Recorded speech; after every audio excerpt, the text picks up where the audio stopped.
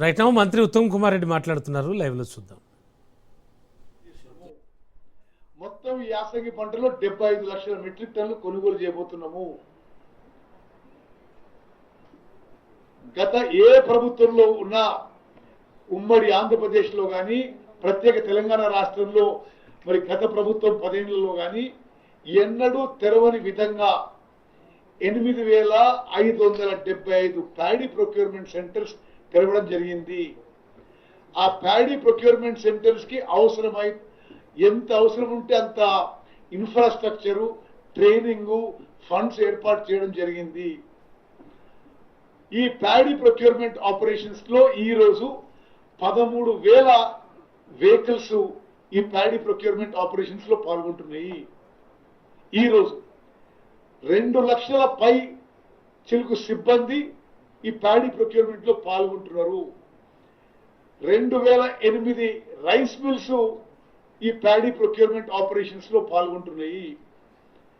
అదేవిధంగా ఇప్పటికే 20,86,00,000 gunny bags ఈ ప్యాడీ ప్రొక్యూర్మెంట్ సెంటర్స్ కి చేరవేయడం జరిగింది.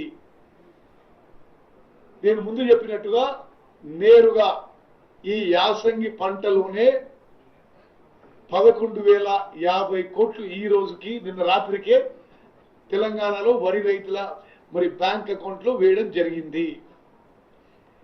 ఇందులో కొన్ని విషయాలు మరి నేను ఇంకా క్లారిటీ చెప్తున్నా. ఎక్కడన్నా వరి ధాన్యం తడిసినా, ఉదాహరణకి ఈ 60 లక్షల మెట్రిక్ టన్నులలో 9,000 మెట్రిక్ టన్నులు 2-3 రోజుల క్రితం కొంత జల్లులు పడితే తడిసింది. తడిసిన ధాన్యాన్ని కూడా ఎంఎస్పికి కొనుగోలు చేసి బాయిల్డ్ మిల్స్ కి ఇమ్మీడియట్లీ షిఫ్ట్ చేయడం జరిగింది. అదేవిధంగా నేను ఇతర మంత్రులు, ప్రజాప్రతినిధులు ఈ ప్రొక్యూర్మెంట్ సెంటర్స్ అన్ని తిరుగుతున్నాం. ఎక్కడన్నా ఈ వెహికల్స్ షార్టేజ్ వచ్చిందంటే ఈ 2-3 రోజులు తీసుకున్న నిర్ణయంలో ఇసుక లారీలు మొత్తం కూడా ప్యాడీ ప్రొక్యూర్మెంట్ కి డైవర్ట్ చేయాలని చెప్పి జిల్లా కలెక్టర్లకు ఆదేశాలు ఇవ్వడం జరిగింది. అదేవిధంగా ఉమ్మడి నల్గొండ జిల్లా, ఇంకొన్ని జిల్లాల్లో సిమెంట్ ఫ్యాక్టరీలు, ఇతర ఫ్యాక్టరీల్లో ఉండే లారీలు, డీసీఎంలు, ఇతర వాహనాలన్నీ కూడా మరి ప్యాడీ ప్రొక్యూర్మెంట్ పూర్తయ్యే వరకు ప్యాడీ ప్రొక్యూర్మెంట్ కోసం ఆ వెహికల్స్ ఇవ్వాలని చెప్పి ఆ యాజమాన్యాలతో కూడా మాట్లాడి అది ఏర్పాటు చేయడం జరిగింది. ఒక విషయంలో హమాలీల విషయంలో కొంత షార్టేజ్ అయిన విషయం వాస్తవం.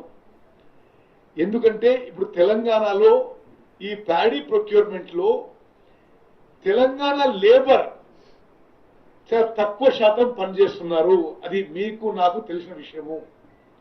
ఉదాహరణ ఇప్పుడు నేను హుజూర్ నగర్ నుంచి ఎమ్మెల్యే. హుజూర్ నగర్ లో ఒక్క మిల్లులో కూడా ఒక్క తెలంగాణ హమాలి పనిచేయడు, పూర్తిగా బీహార్ నుంచి వచ్చింది. మరి బీహార్ అండ్ బెంగాల్ లేబర్ మీద ఆధారపడి ఉన్నాం కాబట్టి బెంగాల్లో మొన్న ఎన్నికలకు పోయి వాళ్ళు తిరిగి రావడం కొంత లేట్ అయింది. అదేవిధంగా బీహార్లో వీట్ సీజన్ ఎక్స్టెండ్ అయ్యి, అగ్రికల్చర్ సీజన్ ఎక్స్టెండ్ అయ్యి కొంత ఇతర కారణాల వల్ల కొంత అక్కడి నుంచి లేబర్ టైంలో వాపసు రాలేదు కాబట్టి కొంత లేబర్ షార్టేజ్ మనకు ముందు అవపడ్డది. ఇప్పుడు పూర్తిగా సెట్ అయ్యి ఫుల్ స్వింగ్ లో ప్రొక్యూర్మెంట్ నడుస్తుంది. Next light. మరి మీరు కొంత పోలిస్తే ఇప్పుడు గతంలో ప్రభుత్వంలో ఉన్న వాళ్ళు అసలు ఓహో ఆహా ఇక మాకంటే గొప్ప ఎవరు చేయలేదు, మీరే తప్పులు చేస్తున్నట్టు కొన్ని మాట్లాడుతున్నారు.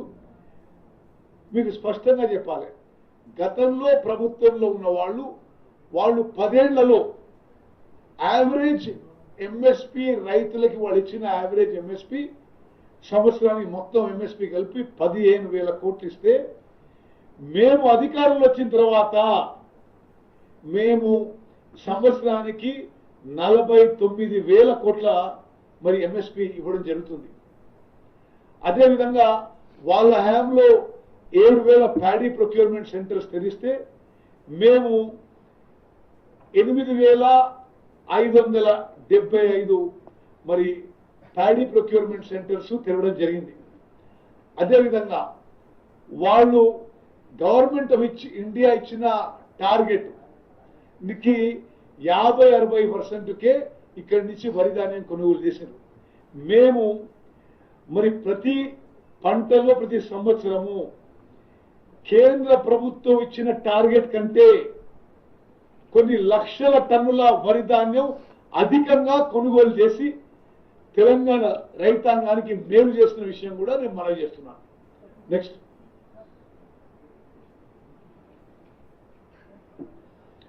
ఇప్పుడు ఈ రబీ పంటలో అంటే ఈ బీజేపీ వాళ్ళు మాట్లాడేది విచిత్రంగా ఉంది. మొత్తం భారతదేశంలో ఈ రబీ పంటలో అవుతున్న మరి వరి ధాన్యం కొనుగోలులో 60% తెలంగాణ రాష్ట్రంలో జరిగింది. పూర్తయ్యేసరికి మొత్తం భారతదేశంలో